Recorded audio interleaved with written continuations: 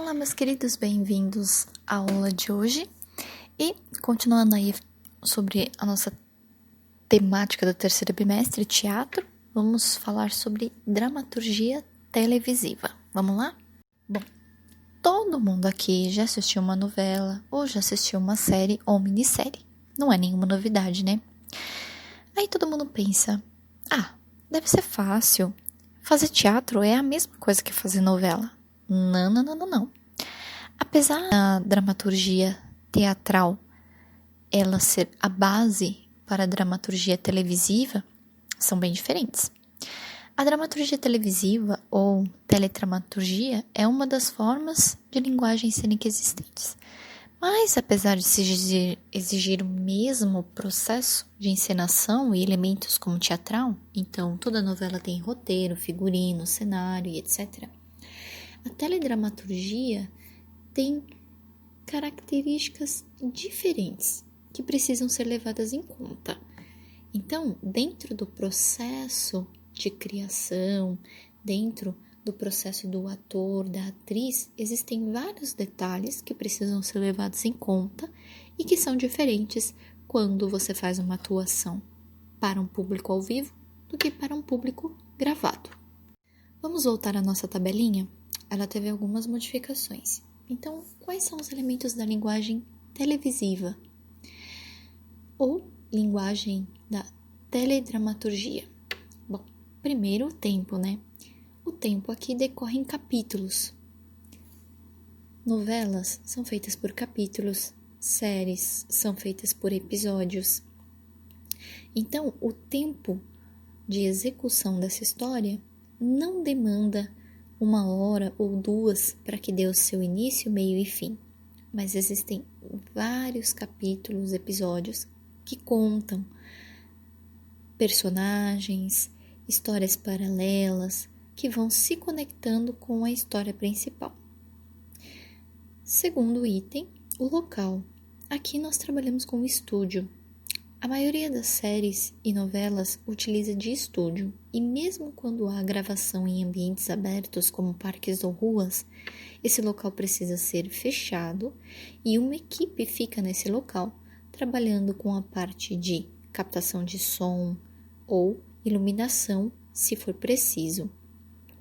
Dentro desse estúdio, eles contam com recursos que possibilitam fazer com que essa produção fique o mais limpa possível, sem sons externos, e eles detêm de uma maior gama de opções.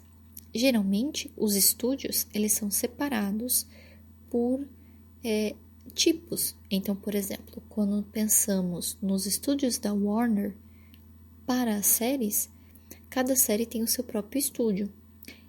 Pode ser um único estúdio para a mesma série e a mudança de cenário, ou 2 ou 3 estúdios para uma mesma série ou novela. Depois nós temos o personagem. Aqui é a mesma coisa. Eu preciso de um ator ou uma atriz, no caso de novelas e séries. A questão aqui é que esse personagem, ele demanda um estudo. Sim, esse personagem vai se tornar parte do ator, e muitas vezes o ator ou atriz fica conhecido por aquele papel que ele executou tão bem que as pessoas chegam a confundir ele com o próprio personagem. Então, há uma relação intrínseca entre personagem e ator. A questão mais relevante da televisiva é a ausência de plateia. Não existe uma plateia para eu agradar. Não existe uma plateia para rir ou para chorar, ou para se manifestar com sustos no momento da cena. O que nós temos é uma equipe que precisa manter o silêncio para a gravação. Algumas séries cômicas de canais americanos trabalham com pequenas plateias, apenas para manter a ideia de comédia. Isso acontece, por exemplo, com o programa Sai de Baixo, que ocorreu nos anos 90. Era um programa de teatro, porém ele era gravado. Mas os erros que acontecem durante a apresentação eram editados para que na televisão fosse uma coisa contínua.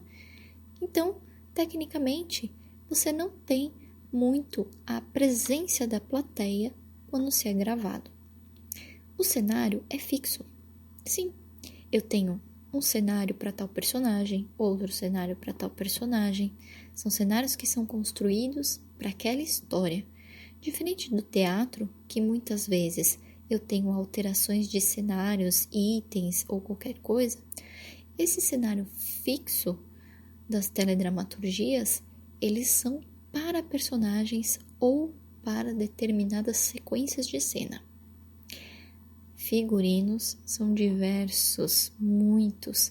Um personagem detém vários figurinos, mas são figurinos criados para ele. O teatro pode ter até a troca de figurino 1, 2, 3 vezes, mas como é uma coisa que precisa ser muito rápida, não dá para que um mesmo personagem mostre vários looks, o que já é diferente quando se trata de novela ou série. Você tem uma gama de figurinos para dar a sensação de que aquilo realmente acontece dia após dia. Na teledramaturgia, trabalha-se com fotografia e iluminação. A posição da câmera, ela precisa ter um enquadro. Já imaginou? Você está assistindo uma novela, o personagem principal está falando e só aparece metade do rosto dele? Já imaginou que está entrando um baita sol pela janela do estúdio e tá pegando bem na cara da mocinha e você não consegue enxergar nada? Pois é, as técnicas de fotografia e iluminação servem para isso, para que quando essa imagem chegue até nós através do aparelho de TV ou do nosso celular, ele se encaixe e fique perfeitamente enquadrado. É um trabalho de edição. E por fim, temos a trilha sonora. Diferente da sonoplastia teatral, que são sons criados, a trilha sonora, ela ajuda a dar um efeito a mais na novela ou na série. Então, em novelas existem músicas que são dedicadas a determinados personagens e quando esses personagens aparecem, essa música toca. Ou então, músicas que são escolhidas como tema de abertura das séries. Isso é marcante e faz com que fique na memória das pessoas. Na televisão ou para novelas e séries, o processo de criação ele é muito importante. Primeiro, que novelas e séries seguem uma sequência de filmagem e por capítulos. Então, é preciso que haja uma sequência lógica para que não fiquem histórias perdidas. E tudo isso na edição é combinado. Vocês podem perceber que numa mesma novela, você nunca vai ter um capítulo focando só em um personagem. As cenas ocorrem em vários tempos, em diversos momentos. Então, não há uma sequência cronológica em ordem por capítulo. No capítulo, eu tenho o que acontece com o personagem A em determinado momento, com o personagem B no mesmo momento está acontecendo outra coisa. É isso que torna interessante o esquema de novelas e séries, essa junção do tempo na sequência dos capítulos. Além disso, nem sempre eles são gravados na ordem cronológica. O que significa isso? Muitas vezes eu tenho o ator A e B que fazem parte de determinada cena. Para aproveitar que os atores já estão ali, eles gravam mais de uma cena. Então, eles podem estar gravando a cena do capítulo 10 e depois eles vão gravar a cena do capítulo 15, porque se passa no mesmo estúdio. Entenderam? Além disso, o ator pode contar com as falhas sem medo nenhum, porque nesse caso as falhas são editadas, né? Eles podem ter a segurança de refazer a cena. Outro fator importante é que sem a plateia, o ator precisa mergulhar no personagem para fazer com que a história emocione o espectador. Então, quantos personagens nós não temos que nos emocionaram pela entrega do ator? Ou quantos cenários não são nostálgicos para nós pelo fato de nos lembrar daquele episódio? Ou até mesmo figurinos que só de olharmos se uma pessoa usa, você já lembra, parece o personagem daquela série. Então, tudo que é envolvido na dramaturgia televisiva, ela encanta, e é por isso que ela precisa ser bem trabalhada e bem marcada. As temáticas também estão presentes nas novelas e séries.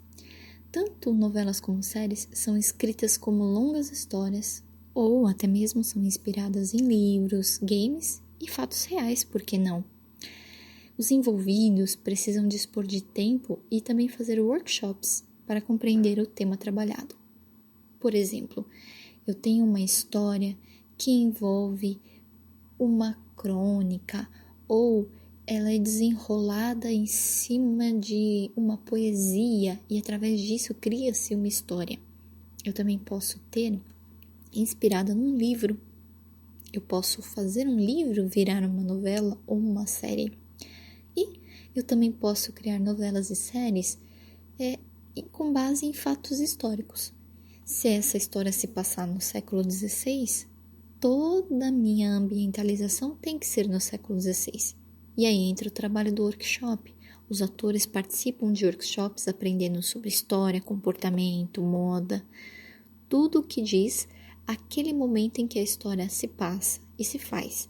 Por isso, é um trabalho que demanda tempo, dedicação e tem que ser valorizado.